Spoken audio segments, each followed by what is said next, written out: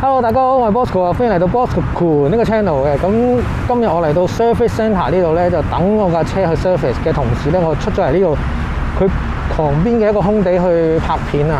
好少出嚟行下呢啲有算係外邊嘅地方，因為呢個疫情咧，個生活習慣都改咗好多。開頭我哋戴一個口罩，跟住之後又話戴兩個口罩。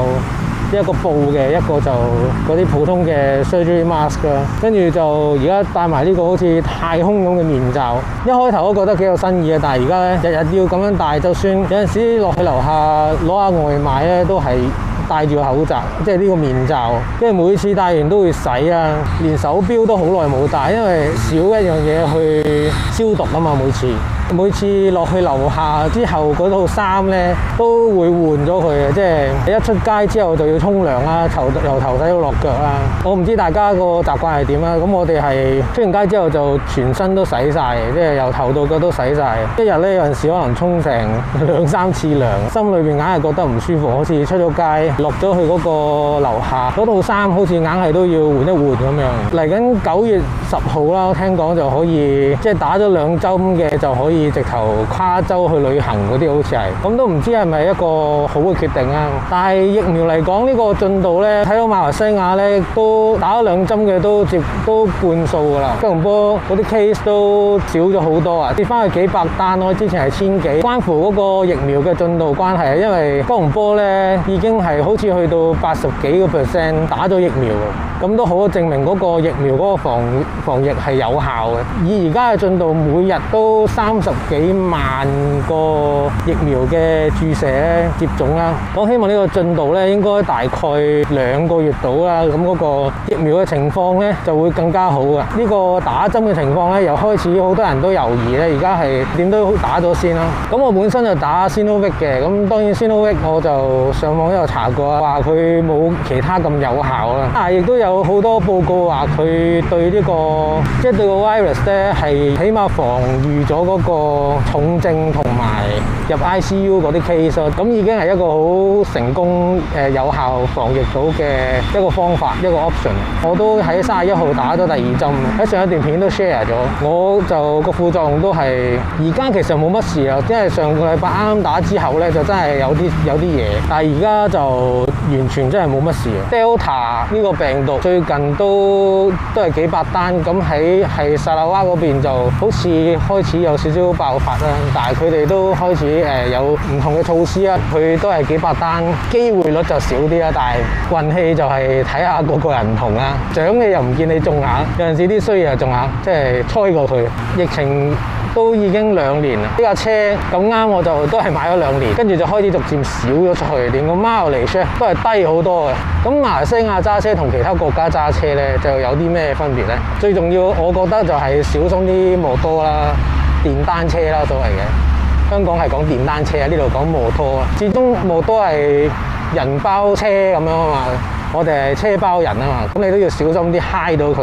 有曾經目睹過一啲意外嘅，咁就真係揩一揩咁佢就跌咗落去，車直接走咗咁。啱過咗拖嗰次就係後邊嗰啲人都係咁逼，好大聲逼嗰個車叫佢停，但係佢都係冇停咁就走咗。幾架車停低去幫嗰個人啊。喺呢度揸車嘅經驗咧，即係過咗去就可以講下。一開頭唔係十分習慣呢樣嘢，可能喺呢度揸車嗰啲culture有啲唔同啦。我應該係17歲到，大學一開始嗰陣時就考到牌㗎啦，即係都已經有10幾20年牌㗎啦，差唔多。即係最長時間喺美國揸車啦，咁香港都有揸過啦，喺日本都試過下啦，一啲意外都冇。除咗美國嗰陣時第一次啦，一開頭唔熟嘅時候啦，嗰一次我喺一個 parking lot 嗰度啦，咁原來我嗰日夜晚即係買咗架車2個禮拜都唔夠嗰陣時，揸架好舊嘅 Toyota 車 ，Toyota 嘅棍波車，買啲 second hand 嘅車啊，揸到 parking lot 咧我就停喺度，咁佢係一個鬼佬咧揸架 truck 咁樣，佢喺 parking lot 出嚟啦，咁見唔到我喺後邊咧就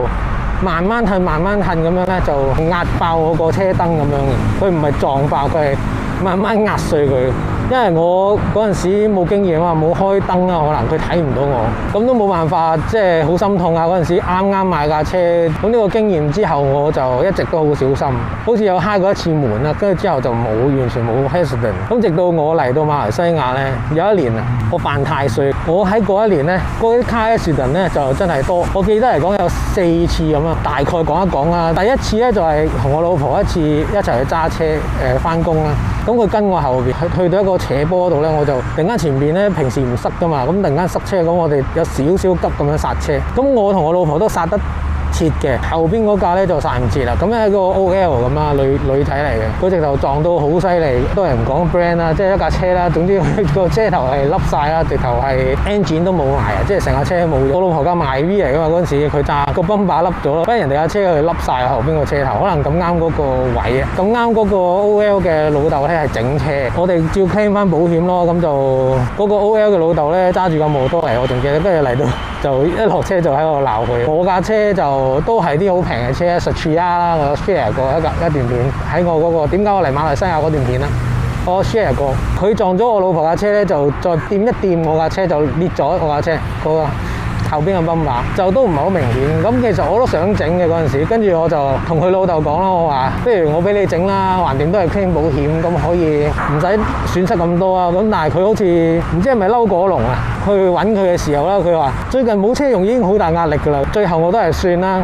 咁佢可能壓力好大啊。咁後尾我都冇整到後尾。咁嗰次係第一次嘅 car accident 啦，俾一個 OL 剎唔切，咁就撞我老婆再撞我，一個 hamburger 式嘅撞車。第二次我記得嘅就係可能我未適應呢度嘅人啊，有陣時行路都會撞人㗎嘛，揸車會撞車啦。一個燈位嗰度咧，我唔係跟得10分條，普通車速啦，點知佢突然間停喺度，每一次車禍車嘅意外我都諗翻當時應該點樣做，咁反省一下，每一個人嘅習慣唔同。咁嗰次係嗰個叫做師奶啦，咁佢就喺燈位嗰度咧，我就睇到佢前面咧仲有3架車位度，佢唔知咩事就停咗喺度，突然間剎唔切。即係撞一撞佢，好少啫，睇到凹到係凹得唔係好多。嗰次就係自己解決啦。我對上一次就識咗個整車佬啊嘛，咁我就介紹翻過去咯，佢就自己解決，我就賠翻好似1000零蚊咁樣啦，整翻佢嘅泵把啦。咁我架車都整埋前面嗰度咯，佢幾百蚊咁可能唔會十分貴啦。嗰次之後咧就跟車完全係再遠少少啦。嗰陣時意外嘅發生咧就冇對與錯嘅，呢個世界好多事咧都係冇對與錯，蝕底嘅始終係自己。第3次啦，cut 車嘅時候左邊啊嘛，都要小心啲啦。咁我已經係咁望咗幾輪，跟住我個朋友咧喺車裏邊都幫我睇埋左邊冇車㗎啦，咁我就 cut 過去啦。出去之後咧，咁就突然間聽到 B 咁砰咁就撞咗落嚟，跟住我係真係 cut 咗出去，佢先撞落嚟。我一直以為咧後邊撞前邊咧，梗係後邊嗰架衰㗎嘛，唔係實線啊嘛，即係虛線係可以 cut 㗎嘛。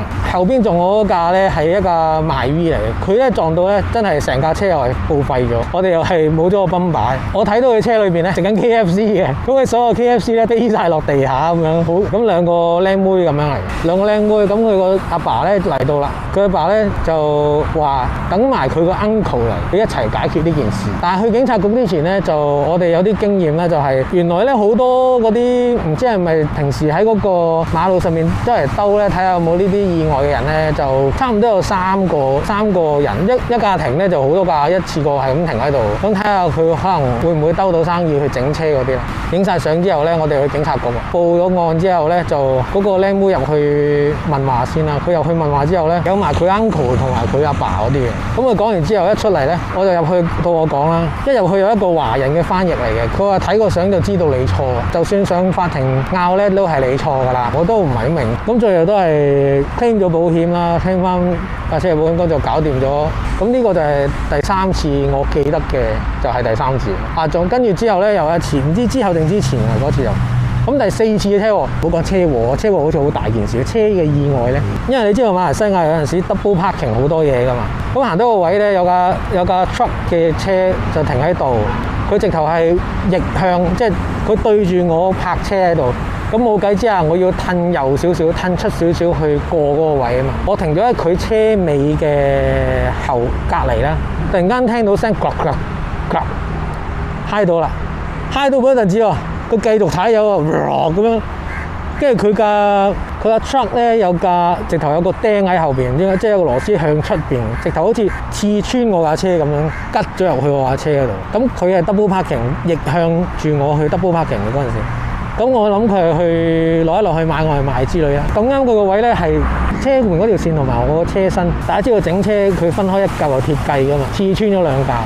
嗰個人係打工嘅，都係僆仔嚟嘅。咁佢就落車，瞓唔醒咁啦。跟住佢老闆咧就嚟到幫佢解決啦。佢係揸緊公司車嘅，佢都幫佢員工啦咁解釋話，佢可能前一晚做工夜瞓啊，瞓唔醒啊，跟住就褪後撞到刺到你架車啊，唔好意思，唔好意思，係咁道歉啦。咁樣態度好良好啦。咁跟住就話介紹翻個車廠俾我，佢有朋友嘅，可以私底下解決啦，費事報警啦。咁我就覺得整翻都係我架車都係拆穿咗外皮啫，咁唔緊要啦。通常都係外邊發生事咁。裏邊都係仲係 OK 嘅。佢話私底下處理啦，去車廠搞咗一輪好耐，整咗成個月咁滯。因為一個禮拜度交咗架車，跟住俾翻我。佢噴嗰個油咧係唔同我架車個原本個油喎。當然同樣係白色啦，但係大家都知道白色都會有啲唔同噶嘛。洗完車所有嘢咧都唔係灰塵嘅關係。咁跟住我咪再投訴啦，咁就想再噴過咯，淨係噴翻上同一個顏色。佢有嚟過睇我架車係咪真係兩個顏色，佢自己都睇到我係喎兩個顏色喎。咁我再噴咯。到最後個結果咧都係兩個顏色，跟住佢話第3次再噴，跟住搞下拖下咧就變咗冇咗件事。到而家架車咧個車門咧都係唔同顏色。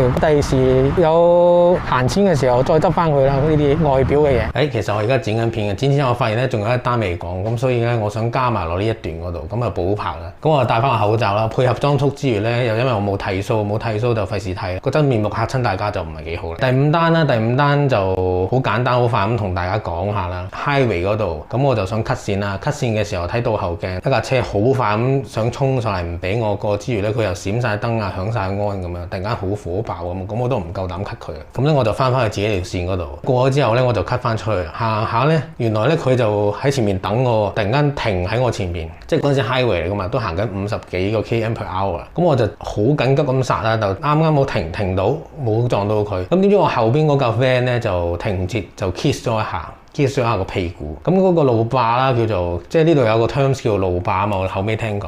咁個路霸啦睇到我俾人 kiss 咗個屁股之後咧，好似見到唔對路，咁就咁走咗去，剩翻我同埋 kiss 我屁股嗰個 van 喺個路嗰度懵成咁喺度，冇計都要處理，咁我就慢慢駛去側邊啦。咁但係 kiss 我屁股嘅 van 咧，就想 cut 過嚟嘅時候咧，好似好難 cut 咁樣，跟住又俾啲車體咁推下推咗出去 exit 嗰度，咁佢就都冇停到。咁到最後咧呢單意外咧，損失嘅都係我啦，同埋撞我嗰架啦，咁撞我嗰架就唔知佢點處理啦後尾，咁我就自己俾幾百蚊整翻笠咗嗰度啦。咁但係都已經好幾年嘅前嘅事，時間可以沖淡一切。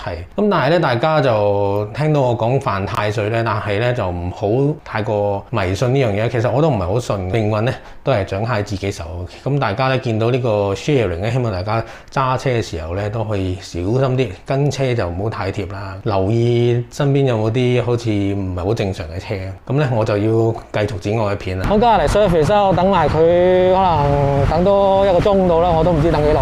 咁就係一個好快嘅隨意嘅 sharing。咁呢個疫情之下，習慣都改變咗好多。咁希望大家咧都可以有一個 positive 嘅心情啦。好快咧，呢個疫情就會過，即係唔係會過，我哋可能同呢個病毒共存啦。喺呢個12月啦，即係起碼呢年之內啦。